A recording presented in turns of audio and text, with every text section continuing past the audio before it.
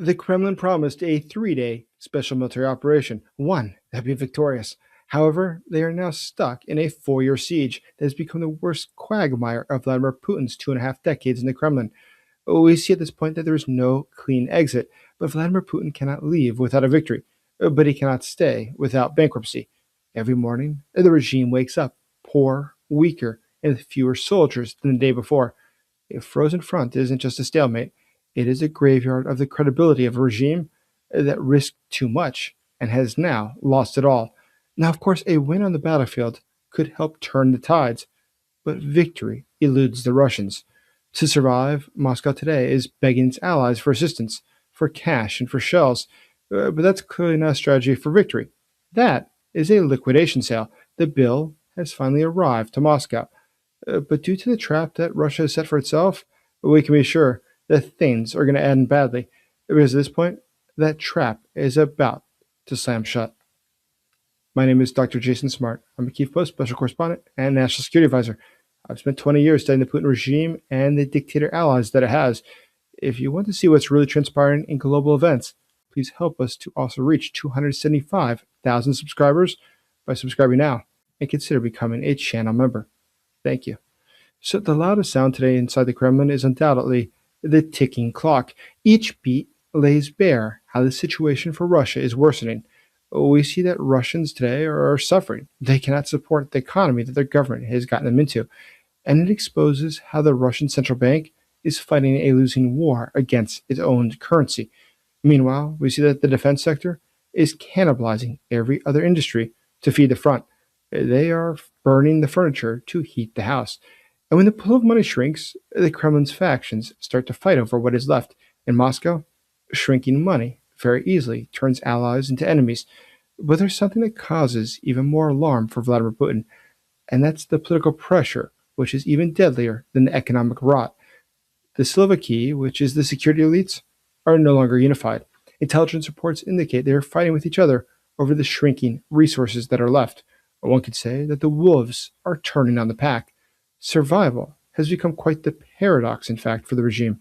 To stay in power internally, Vladimir Putin needs an external victory, but Ukraine offers no such victory because the front lines are frozen into an endless grind that they can no longer sustain. And what we see today coming out of Moscow is clearly not a strategy either. It is the thrashing of a dying state. British military intelligence says that about 1,120,000 Russian soldiers have been killed or injured since February 2022, and recent reports indicate that daily losses are continuing to climb, over 1,000 per day. Continuous losses, well, they degrade the training quality and hollow out the inexperienced units, and it is not cheap. We can be sure about that. Now, fortunately, right now, there is something else that's going on that's very good.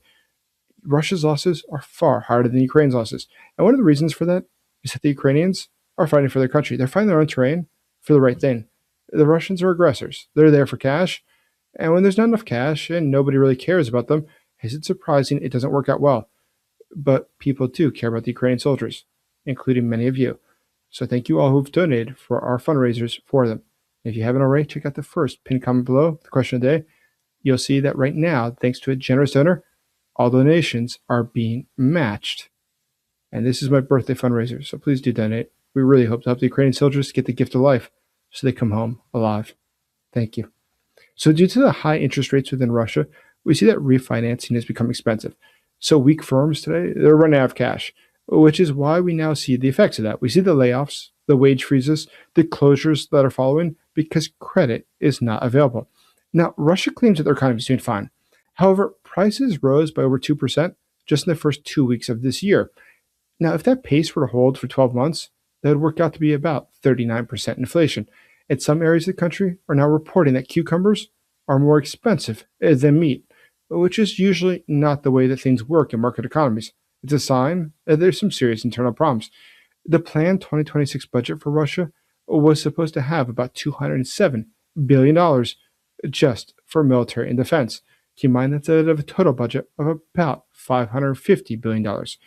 But where are they going to get the money for? How will they possibly finance it? Keep in mind they lost about 20% of all their revenue when India and China began to wean off of Russian oil. Well, how about the National Wealth Fund? Perhaps they can go get the money out of there. They've been shaking money out of that piggy bank for a while. there must be some left. Well, according to the Russian government, they have about $54 billion left in that account. But the fact is, that would only finance about 3 months of the war, not nearly enough to keep the show on the road. But then it gets to the more interesting part: the banks. The banks within Russia have been giving out loans to the government, not by choice, but by force.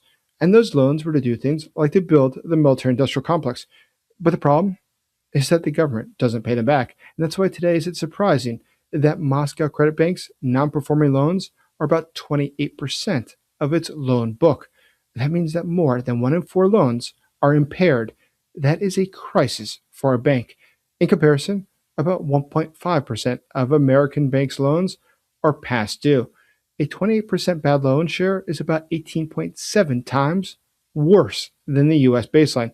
But this is exactly how a banking crisis stops being finance and starts being politics. Russia cannot allow visible failure, so the state props banks up and the credit freezes elsewhere, and the damage spreads in a predictable order.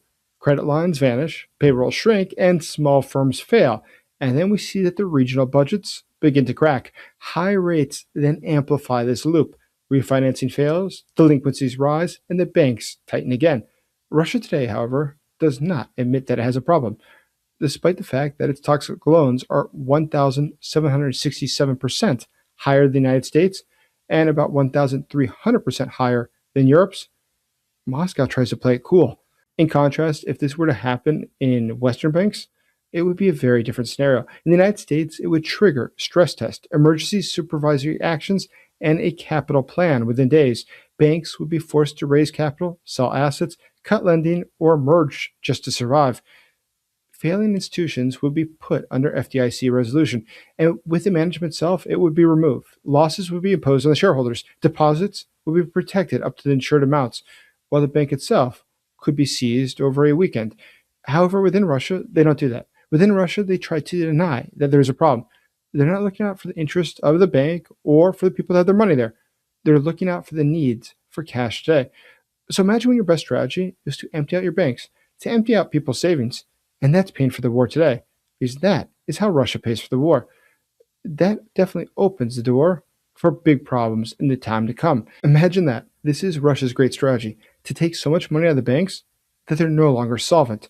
How is that going to work out for you in the long term? That seems like a very risky scenario. And increasingly, that scenario is becoming more risky because Russia itself has got a lot of problems with people not paying back their money.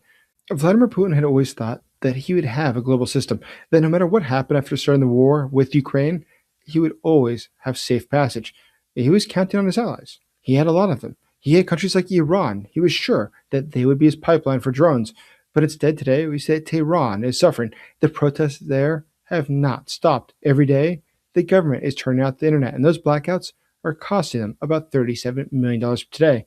Not only today can the Iranian government not help Vladimir Putin, but they can't even help with the drones that they had promised. Today, that supply chain has broken. But when he looks in the region, things don't get better. Look at the USS Abraham Lincoln, which has left the South China Sea and has moved towards the Indian Ocean. Now, what's interesting about that is that the US presence makes it harder to scare global shipping. And that also means that energy markets will not be as affected by things like pirates. But when the fear lever weakens, Moscow loses a shortcut to pressure the West. And if Iran cannot carry risk and the US can park power nearby, Moscow loses its fear shortcuts. That's something that concerns Putin. What concerns him even more is what he sees with the Chinese. Vladimir Putin had always promised his elites that they could count on the Chinese, that they would backstop his mission. But today we see that the Chinese are not interested in being his quiet savior. Instead, Beijing is becoming increasingly more inward looking. It's got its own problems to deal with today. China is recording record losses in its population. In fact, there was only about 8 million births in the last year. There was about 11,300,000 deaths. But China, it's got its own problems, and Vladimir Putin's problems are not one of theirs. It's got its own population, which is decreasing. And that population, losing millions of people per year, that means that there's going to be fewer workers, slower growth, and less tolerance for external shocks.